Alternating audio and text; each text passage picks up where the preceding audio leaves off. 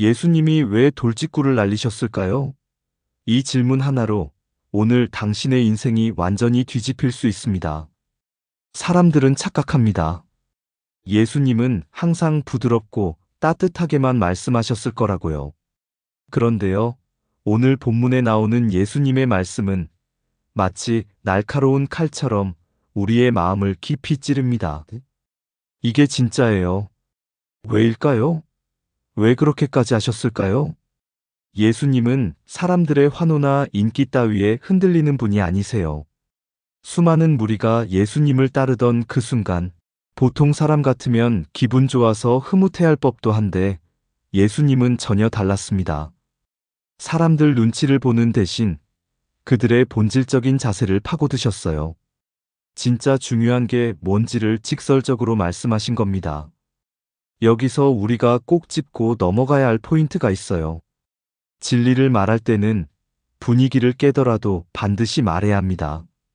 다수가 좋다고 해도, 모두가 박수친다고 해도 틀린 건 틀린 거고 맞는 건 맞는 겁니다. 예수님은 그것을 몸소 보여주셨어요. 우리에게도 같은 태도를 요구하신 거죠. 한마디로 진짜 중요한 건 예수님을 따른다는 게 단순히 좋아서 감정이 동해서가 아니라 진짜 각오와 결단이 필요하다는 거예요. 이게 바로 예수님이 돌직구를 날리신 이유입니다. 지금까지 들으시면서 와, 예수님이 이렇게까지 말씀하셨다고? 하고 놀라셨다면 지금부터가 진짜 핵심입니다. 왜 부모, 가족, 자기 목숨까지도 미워해야 한다는 표현이 나왔는지 그 안에 담긴 충격적인 의미를 곧바로 풀어드리겠습니다. 예수님께서는 단순한 인기를 원하신 게 아니었습니다. 그저 따라다니는 무리를 보고 그냥 기뻐하신 게 아니라 그들에게 아주 명확하게 말씀하셨습니다. 부모, 배우자, 형제, 자매, 심지어는 자기 생명까지도 미워할 수 있어야 한다고 하셨죠. 여기서 미워한다는 건 감정적인 증오가 아닙니다. 그 말은요, 인간관계보다도 자기 자신보다도 예수님을 더 우선시할 수 있느냐는 거예요. 그리고 이 말씀은 정말 현실적으로 다가오는 부분입니다. 예수님을 따르는 게 단순한 열정이나 감정만으로 되는 게 아니라는 거죠. 진짜 제자가 되기 위해선 자기 십자가를 지고 따라야 한다고 하셨어요. 여기서 말하는 자기 십자가는 뭘까요? 단순히 힘든 걸 감내하라는 뜻이 아닙니다. 예수님 시대에 십자가는 죄인을 죽이는 처형 도구였어요. 그걸 지라는 건요, 자기 중심적인 삶, 육신의 습관, 세상의 기준 이런 걸 완전히 내려놓고 예수님을 따라가는 걸 의미하는 거예요. 어떤 분들은 아니, 어떻게 부모까지 내려놔야 해요? 라고 반문하시겠지만요. 그건 그만큼 우선순위를 바꾸라는 말씀입니다. 예수님보다 중요한 게 있으면 안 된다는 거죠. 십계명에도 부모를 공경하라고 나오지만 그 공경조차 하나님 안에서 이루어져야 한다는 겁니다. 지금까지 말한 이 기준이 너무 극단적으로 느껴지실 수도 있어요. 근데 진짜 제자도는요, 절반의 각오로는 불가능하다는 걸 예수님이 분명히 말씀하신 거예요. 그럼 이제 왜 예수님이 그렇게까지 십자가에 비유해서 말씀하셨는지 그 의미를 더 깊이 들여다보겠습니다. 지금부터가 진짜 중요합니다. 많은 분들이 여기서 혼란스러워하세요. 부모님을 공경하라는 말씀과 예수님을 따르기 위해 부모조차 미워해야 한다는 말씀이 어떻게 같이 존재할 수 있을까요? 자, 이건 오해가 생기기 쉬운 표현이에요. 여기서 미워하라는 말은 우리가 평소에 쓰는 감정적인 증오와는 전혀 다른 의미입니다. 헬라어 원어를 보면 이 미워하다는 표현은 상대적인 우선순위를 말할 때 사용되는 표현입니다. 즉, 예수님을 따르는 길에서는 하나님을 1순위로 두는 삶이 중요하다는 뜻이죠. 그게 바로 이 말씀의 핵심이에요. 그리고 바로 이어서 예수님은 자기 십자가를 지라고 말씀하세요. 이건 그냥 어려운 일 하나 감당하라는 말씀이 아닙니다. 십자가는 그 시대에 죄인을 죽이기 위한 도구였거든요. 그래서 이건 아주 상징적인 표현이에요. 단순히 희생하라는 의미가 아니라 내 안에 있는 육신적인 본성, 자기중심적인 생각, 이기적인 욕심 같은 것들을 완전히 내려놓으라는 말씀이에요. 즉, 나 자신이 중심이 되는 삶에서 벗어나서 예수님 중심으로 재편되라는 거예요. 세상의 가치 기준이 아니라 하나님의 뜻에 맞춰서 살아가라는 아주 급진적인 초대입니다. 그런데 왜 굳이 이런 강한 표현을 쓰셨을까요? 그 이유는 겉으로만 따르는 신앙은 진짜가 아니기 때문이에요. 예수님은 껍데기를 원하지 않으세요. 진짜 제자는 자신의 중심을 완전히 바꾸고 따라오는 사람입니다. 다음 내용에서 예수님은 그런 제자가 되기 위한 조건을 아주 구체적으로 말씀하시는데요. 이 부분은 정말 중요합니다. 놓치면 큰일 나요. 망대와 전쟁 이야기 들어보셨나요? 예수님께서요. 그걸 우리 삶에 비유해서 말씀하신 거예요. 망대는 높은 데 세워서 주위를 살피는 건데요. 이게 뭘 의미하냐면 인생을 길게 내다보는 비전, 그러니까 장기적인 안목이죠. 근데 이 비전이라는 게 그냥 마음 먹는다고 되는 게 아니라 신중한 성찰과 전략이 있어야 한대요. 안 그러면 남들한테 비웃음만 사게 된다는 거예요. 그리고 전쟁 이야기가 나와요. 전쟁을 앞두고 내 군사력이 상대보다 약하다는 걸 알게 되면 어떻게 해야 될까요? 예수님은 여기서 화친을 청하라고 하십니다.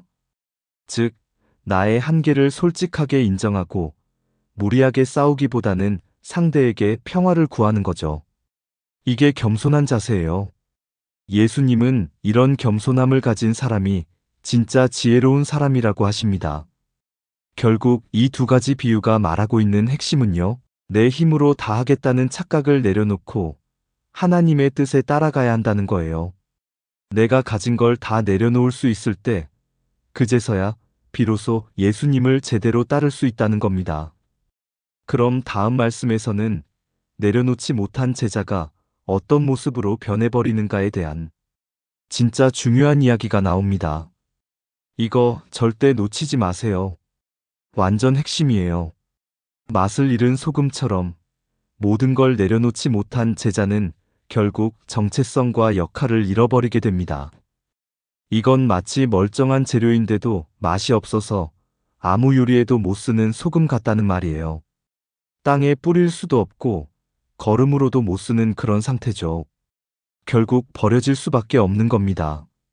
그래서 우리는 반드시 하나님의 말씀, 예수님의 가르침을 깊이 들을 수 있어야 합니다. 여기서 중요한 질문이 생기죠. 들을 귀가 있는 자와 모든 것을 버리는 자는 과연 무슨 관계가 있을까요? 모든 것을 버린다는 건 단순히 겉으로만 뭔가 내려놓는 걸 말하는 게 아닙니다. 외적인 행동만이 아니라 내면 깊은 곳에서 오는 헌신이 필요하다는 거예요. 여기서 말하는 소금의 맛은 단지 짠맛이 아니라 정체성과 영향력, 그러니까 내면의 본질을 상징합니다. 그리고 이런 본질적인 변화는 깊은 내면의 경청에서부터 시작돼요. 그냥 듣는 걸 넘어서 마음 깊이 새기고 받아들이는 태도가 있어야 합니다. 그래야만 진짜 깨달음이 일어나고 삶으로 순종하게 되는 거죠. 이게 바로 제자의 길입니다. 세상이 보기엔 불편할 수 있지만 하나님 나라의 기준은 다릅니다. 내 안에 소금이 살아있어야 진짜 제자가 되는 겁니다. 다음 이야기를 들으시면 아마 깜짝 놀라실 거예요. 그 이유가 뭔지 곧 밝혀집니다. 결국 귀로 듣는 게 아니라 마음으로 듣는 사람이 바뀝니다. 우리가 자꾸 실패하는 이유는 단순합니다. 말씀 없이 내 힘으로 해보려고 하기 때문입니다. 그런데요, 하나님의 말씀은요, 그냥 정보가 아니라 방향이에요. 지도입니다. 그 말씀을 깊이 듣는 사람은 자기 인생의 정체성까지 바뀝니다. 진짜 바뀌어요. 나를 내려놓는다고요? 혼자선 안 됩니다. 그건 착각입니다. 말씀 없이는 절대 버릴 수 없고 정체성도 바뀌지 않습니다. 이건 단호하게 말할 수 있어요. 진짜 변화는 말씀을 내면으로 깊이 경청할 때 시작됩니다. 그때부터 하나님이 일하십니다. 그게 핵심입니다. 오늘 말씀을 정리하면서 함께 기도하고 싶습니다. 이 기도는 단순한 말이 아니라 진짜 우리의 마음을 담는 시간이에요. 그러니까 화면 너머에서 함께 기도하셔도 좋습니다. 눈을 감고 마음으로 따라와 주세요. 초월적인 지혜로 우리를 이끄시는 하나님, 찬양드립니다. 오늘도 귀한 말씀을 함께하게 해주셔서 감사합니다. 저 또한 교만하게 제 의지와 능력을 믿고 따랐음을 고백합니다. 이런 저를 불쌍히 여기사 하나님의 말씀을 내면으로 경청하게 이끌어 주시옵소서. 우리가 우리 자신의 능력으로 내려놓는 노력에서 벗어나게 하시옵소서. 들을 귀로 듣는 우리가 되게 하소서. 이로 인해서 하나님의 능력으로 말미암아 내려놓게 하소서. 우리의 정체성이 하나님의 백성으로 거듭나게 하소서. 오늘도 우리의 기도를 들어주셔서 감사합니다. 예수님의 이름으로 기도드립니다. 아멘. 다음 영상에서는요, 예수님이 왜 망대와 전쟁을 비유로 드셨는지 거기 담긴 놀라운 지혜를 아주 깊게 파헤쳐 볼 예정이에요. 단순한 비유가 아닙니다. 인생 전략이 숨어 있어요. 그 비밀 절대 놓치지 마세요. 구독과 좋아요, 알림 설정하시면 바로 만나보실 수 있습니다. 마지막까지 시청해주셔서 진심으로 감사합니다.